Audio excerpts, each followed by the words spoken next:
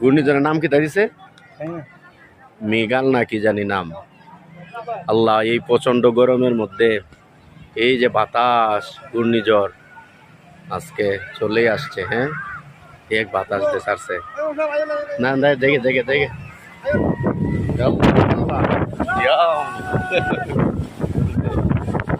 এখন কিচ্ছু দেখি না, কিচ্ছু দেখা যায় না এখন।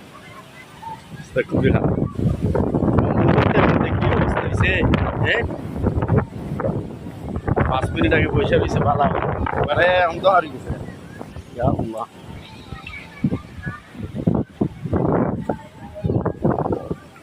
কি গরম বাতাস। তার মানে হালকা বুঝতে বুঝতে গাইব আবার হয় না বুঝবো। এরা খেলা